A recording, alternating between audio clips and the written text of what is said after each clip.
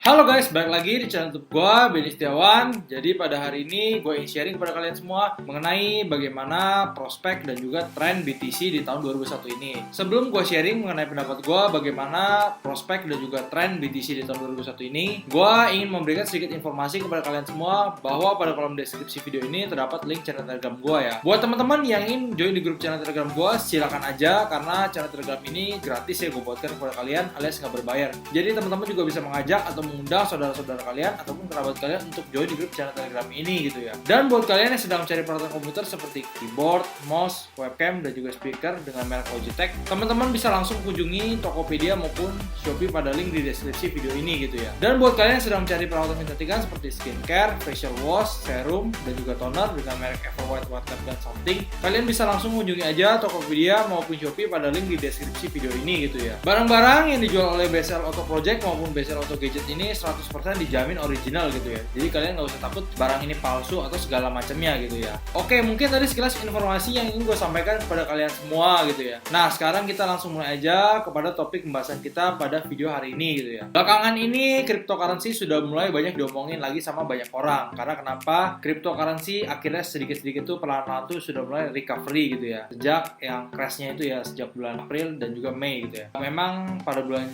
Juni Juli itu lebih cenderung sideways ya. Makanya harganya gitu-gitu aja, sehingga membuat sebagian investor sekarang sudah mulai teralihkan lagi kembali pandangan ke cryptocurrency gitu ya. Dan mungkin beberapa dari kalian penonton video ini juga bertanya-tanya apakah kira-kira kenaikan BTC ini mampu menembus 1 miliar di tahun 2021 ini gitu ya. Oke, sebelum gue menjawab mampu atau tidak mampunya, mari kita langsung lihat aja ke chart BTC-nya gitu ya. Oke, jadi di depan gue sudah ada chart BTC gitu ya. Nah, di sini gue juga sudah memasukkan berbagai indikatornya gitu ya. Jadi di sini gue menggunakan time frame-nya itu adalah H4. Kenapa H4? Karena cryptocurrency ini marketnya itu 24 jam ya. Jadi tidak ada jam tutup maupun jam buka gitu ya. Jadi gue tidak menggunakan satu hari gitu ya. Karena menurut gue kalau ketiba ada pembalikan arah gitu, biasa kalau pakai time frame satu hari itu agak sedikit terlambat ya menurut gue.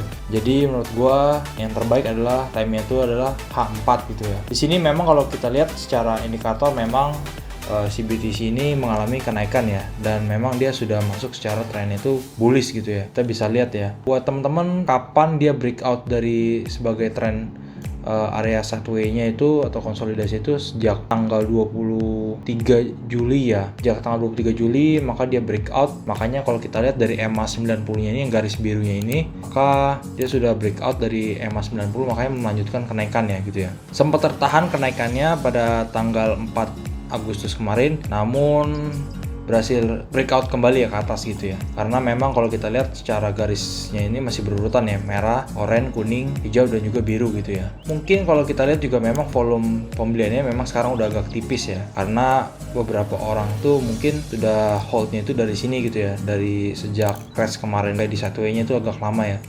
Mungkin menurut gua orang sudah pegang tuh dari di area harga 420 juta hingga 450 juta gitu ya. Makanya sekarang waktunya untuk sebagian orang tuh mungkin ada beberapa yang taking profit ya. Bahkan kalau kita lihat tuh floating profitnya bahkan sudah mencapai 47% gitu ya. Kalau buat yang sudah hold dari bawah ya gitu ya, dari kemarin ya, di harga 420 juta hingga 450 juta ya. Kalau dilihat secara tren memang menurut gua BTC ini masih ada potensi untuk mengalami kenaikan ya. Setidaknya itu menurut gua sampai ke area retest pertama ini menurut gue 720 juta ya. Lalu selanjutnya adalah retest terkuatnya adalah di 800 jutaan ya menurut gue ya.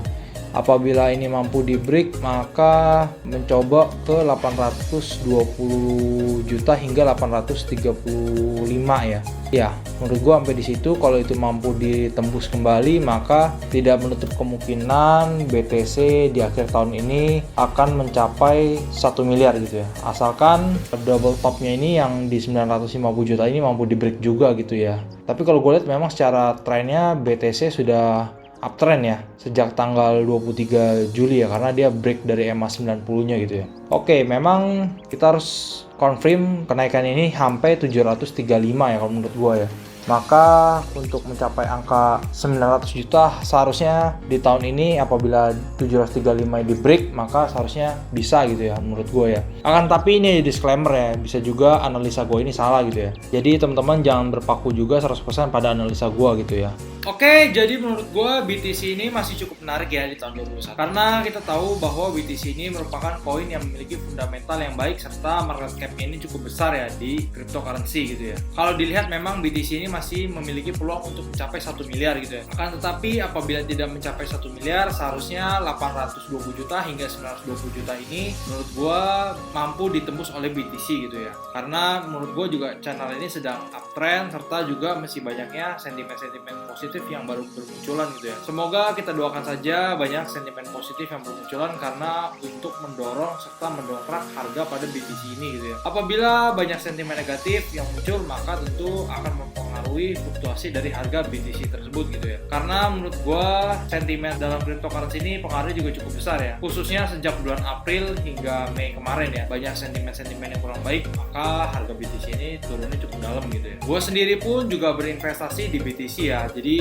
karena menurut gue BTC ini merupakan koin yang fundamentalnya cukup baik serta gue cukup aman gitu ya. Jadi gue nggak khawatir banget ya kalau di hold dalam jangka panjang gitu ya. Kesimpulannya adalah jika kalian ingin berinvestasi, gunakanlah uang dingin, jangan gunakan uang dapur atau uang makan kalian gitu ya. Gunakanlah uang dingin agar psikologis kalian itu tetap aman dan juga terjaga dalam berinvestasi gitu ya. Serta pastikan kalian sudah menyiapkan dana darurat sebelum kalian berinvestasi gitu ya. Dan juga kalian harus siap untuk mengalami kerugian apabila harganya ini mengalami penurunan gitu ya. Karena setiap kalian mendapatkan potensi keuntungan, pasti ada juga potensi kalian untuk mengalami potensi kerugian gitu ya. Jadi kalian harus siap menerima dan menanggung resikonya juga gitu ya. Serta menurut gue juga kalian harus siap untuk kehilangan uang tersebut gitu ya. Perbanyaklah belajar dan juga rutin dalam berinvestasi. Gue juga tidak bermaksud kalian untuk mengajak ataupun membeli ataupun menjual si BTC ini gitu ya. Karena segala keputusan dan resiko itu ditanggung masing-masing ya. Jadi kalian tanggung ya. Kalau rugi itu kalian yang tanggung gitu ya. Bukan gue yang tanggung.